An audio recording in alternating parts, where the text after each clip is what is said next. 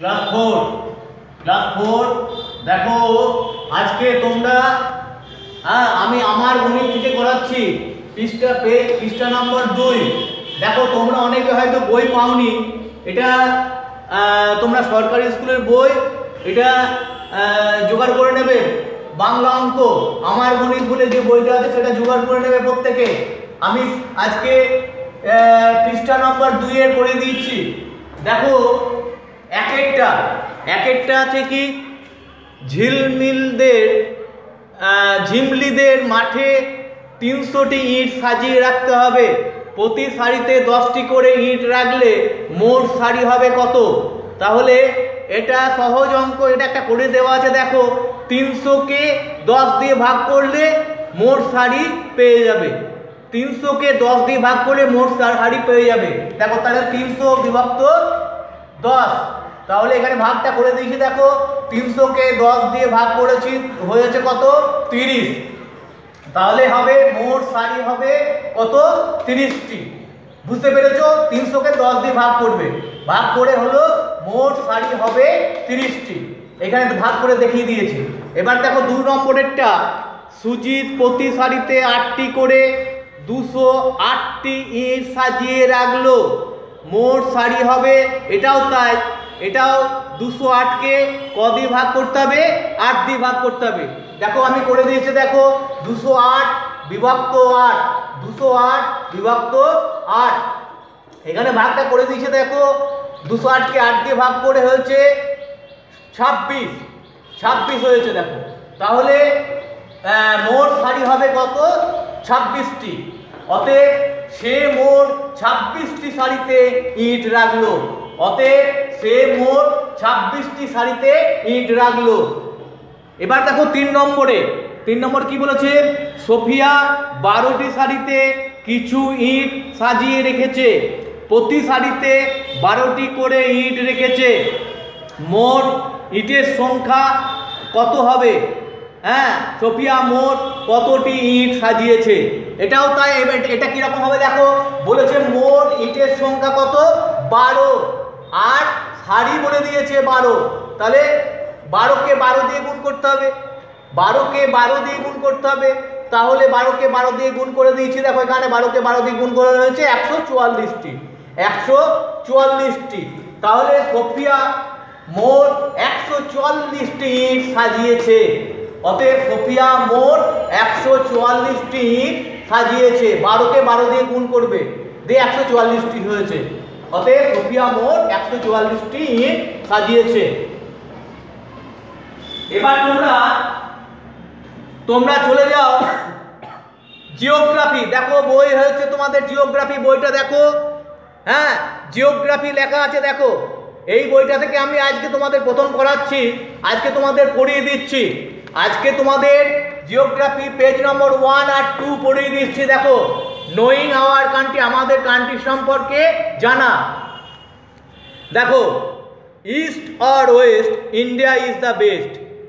East পূর্ব এবং পশ্চিম, ভারত হচ্ছে বেস্ট। বুঝতে পেরেছো? Yes, we are all very proud to be citizens of this wonderful country.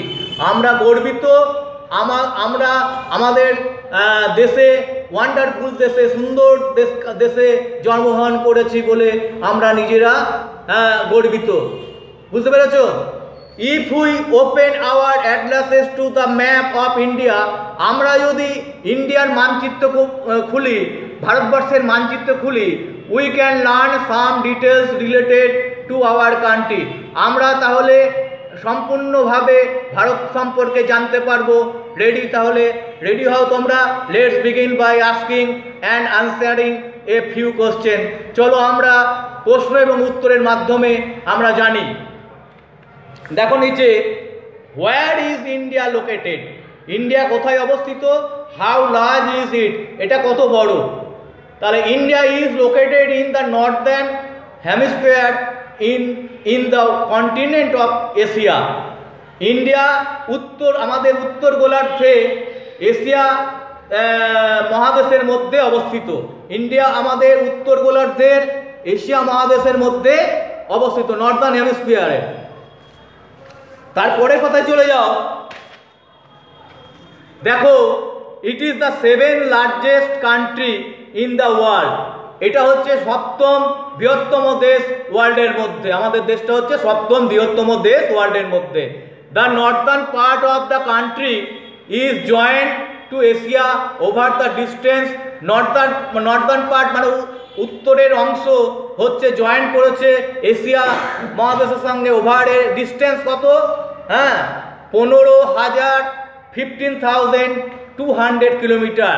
The lower half of India forms A peninsula. নিচের অংশ হচ্ছে পেনিনসুলা হচ্ছে উপদ্বীপ। নিচের অংশ হচ্ছে লোয়ার হাফ, হচ্ছে নিচের অংশ হচ্ছে উপদ্বীপ।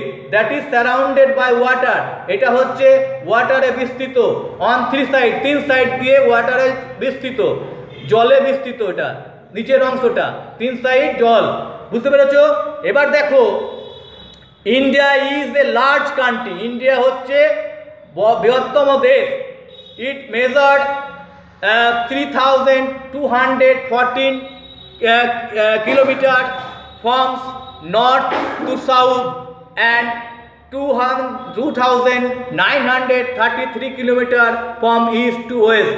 এটার ডিস্টেন্স হচ্ছে, পরিমাপ হচ্ছে 3,214 kilometre from north to south, উত্তর থেকে দক্ষিণ, এবং 2,933 kilometre from east to west, পূর্ব থেকে পশ্চিম এর ডিস্টেন্স হচ্ছে। It is bounded in the west by the Arabian sea. এটা ওয়েস্টে হচ্ছে আরবিয়ান সি আছে, হ্যাঁ, and in the east by the Bay of Bengal, এবং পূর্বে আছে Bay of Bengal. The Indian Ocean, ভারত মহাসাগর, lies to the north to the south of our country. ভারত মহাসাগর হচ্ছে দক্ষিণে, আমাদের দেশের দক্ষিণে হচ্ছে ভারত মহাসাগর। আমাদের দেশের দক্ষিণে হচ্ছে ভারত মহাসাগর। in the northeast and northwest lie the Himalayan ranges. In the north মানে উত্তর পশ্চিম, উত্তর পূর্ব, উত্তর পশ্চিম অবস্থিত দ্য হিমালয় রেঞ্জ। হিমালয় অবস্থিত হচ্ছে উত্তর পূর্ব, উত্তর পশ্চিম, উত্তরে। বুঝতে পেরেছো? Kanyakumari forms the southern tip of the mainland Indian peninsula. Kanyakumari হচ্ছে সর্বশেষ নিচের অংশের, দক্ষিণের সবচেয়ে নিচের অংশের ইন্ডিয়ান পেনিনসুলা হচ্ছে ভারতীয় উপদ্বীপ। বুঝতে পেরেছো? ইন্ডিয়ান পেনিনসুলা হচ্ছে ভারতীয় উপদ্বীপ। The southern most point of India is Indira Point. Southern point হচ্ছে Indira Point. Is the island of Great Nicobar. Great Nicobar হচ্ছে আইল্যান্ড মানে দ্বীপ। আইল্যান্ড মানে কি? দ্বীপ। এবার দেখো, India has 29 states and 7 union territories. ইন্ডিয়ায় আছে 29টা রাজ্য এবং 7টা কেন্দ্রশাসিত রাজ্য। 29টা রাজ্য এবং 7টা হচ্ছে কেন্দ্রশাসিত রাজ্য, including the national capital territory of Delhi. এই 7টার মধ্যে ন্যাশনাল ক্যাপিটাল দিল্লিও ঢুকে আছে। New Delhi is the national capital of India. New Delhi হচ্ছে আমাদের জাতীয় রাজধানী। The smallest state is Goa. আমাদের স্টেটের মধ্যে সবচেয়ে হচ্ছে স্মলেস্ট হচ্ছে গোয়া। ওয়াইল রাজস্থান ইজ দ্য লার্জেস্ট। আমাদের স্টেটের মধ্যে হচ্ছে সবচেয়ে বড় স্টেট হচ্ছে রাজস্থান। আজকে এইটুকুই তোমাদের পড়ালাম। এর পরের দিন আমি কোশ্চেন অ্যান্সার করিয়ে দেবো।